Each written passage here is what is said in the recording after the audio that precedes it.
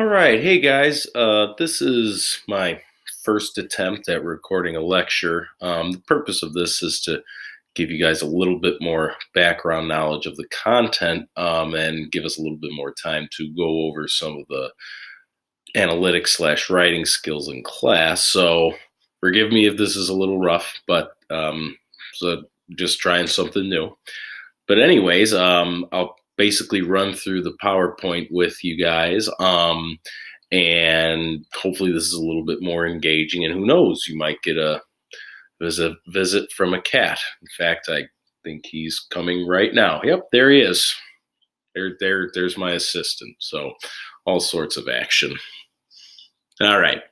So anyway, here we go. So give it a time to load here.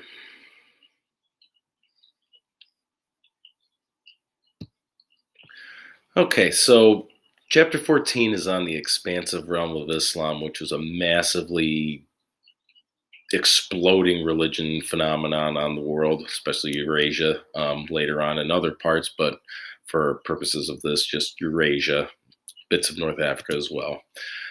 So we went over this before, but the world roundup at the time, the world that the Islamic Empire found itself was one sort of transitioning. When I say transitioning, I mean that the Western Roman Empire was falling apart. It had collapsed due to inefficient management, constantly getting invaded, and just basically just being too big to sustain itself.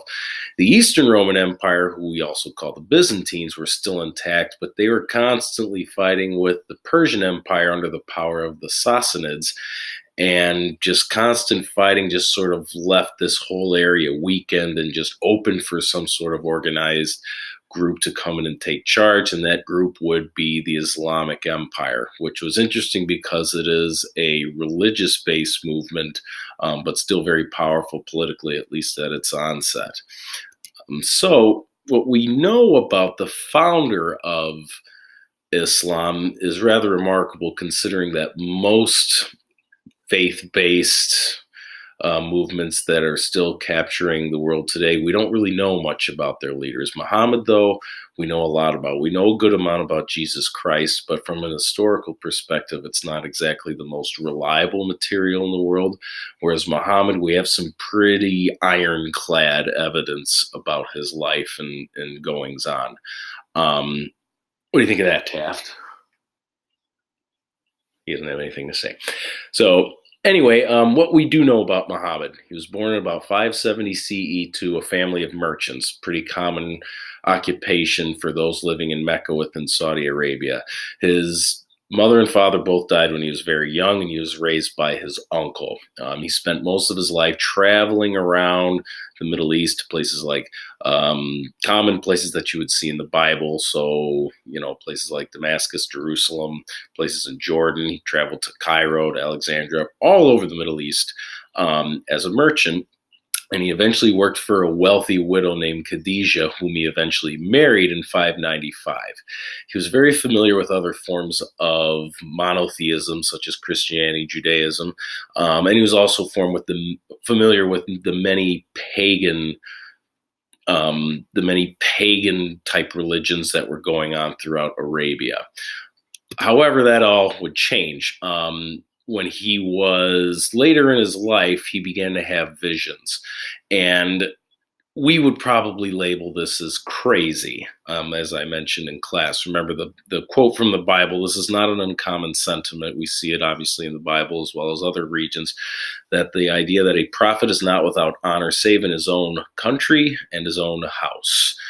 Basically meaning if you start saying you've got visions and you start telling people that know you, they're going to think you're nuts. Okay, if I started coming in and telling everybody that God talked to me and that there's a new testament, a new revelation revealed only unto me, everybody would think I'm nuts, especially if I wouldn't shut up about it every single day. Well, that's essentially what Muhammad did. He claimed that the archangel Gabriel started speaking to him and that the monotheistic God of the Hebrews and the Christians would reveal unto him a new revelation. And he preached about it and preached about it and preached about it and didn't really gain a whole ton of followers. Probably only about 60 to 70 of them. However, he did gain the attention of others that he wouldn't want. He eventually records his revelation in a book called the Quran. You'll see it spelled many different ways, but this is the way the book uses. It's committed 650 CE, and that's important to note because it is about 18 years after Muhammad dies. So there might be some credibility issues there, but in the grand scheme of things, historically, that's not that long of a time, and it's a little bit more accurate than some religious texts that we will look at and have looked at. However, it is definitely not without flaws. But the tradition of Muhammad's life is traditionally called the Hadith. It's basically the Muslim version of the Gospels, which are the books that contain the narrative of the life of Jesus Christ. So Muhammad gains followers, but he also gains the anger and ire of various religious and economic leaders within the city of Mecca. Mecca had become a meeting place for pilgrims of various pagan religions within Arabia who wanted to go visit a meteorite, which, because it was a meteorite and people didn't understand astronomy, was believed to have special powers. People would visit there, and a lot of people made a lot of money from those pilgrims visiting there. Okay, these pilgrims need places to stay. They need stuff to eat. They might even sell them some religious trinkets that people take home and think is blessed. It's not exactly the most honorable thing to do, but it was a thing that people did. And you have this guy, Muhammad, running around telling everybody that those religions are wrong and that there's a new religion that doesn't need all these sort of things. People are going to get upset. And he denounces all these leaders greedy, as basically just looking to exploit religion rather than truly understand it. Needless to say, things weren't really getting along between Muhammad and the powers that be in Mecca. So he left. He ran off to Medina in a movement commonly called the Hijra, in which he runs off and gains even more strength. He starts to build a larger communal society of Muslims that would be known as the Ummah, and it becomes the focal point of all the things that Muhammad wants to do. He establishes a more solid spiritual code, and he begins to conduct a lot of commerce as well as raids against Meccan caravans for the sake of the Ummah.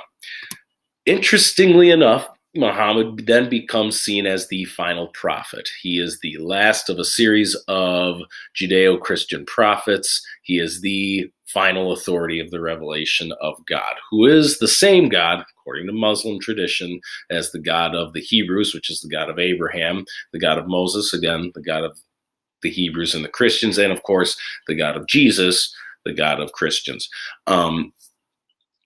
The Old and New Testaments are held in high esteem in the Muslim world, but they are just other revelations. They are not the revelations, but they're other ones. They're held in high esteem. People who follow these testaments are considered to be people of the book, but they are not Muslims, and they're never quite treated the same, sometimes treated with open hostility by those that are Muslims. But Muhammad is the complete revelation. He is seen as Allah's prophet. So Muhammad returns to Mecca because he recognizes its power. And this is where we see an interesting conversion of some of the pagan elements that were going on in Arabia with Islam.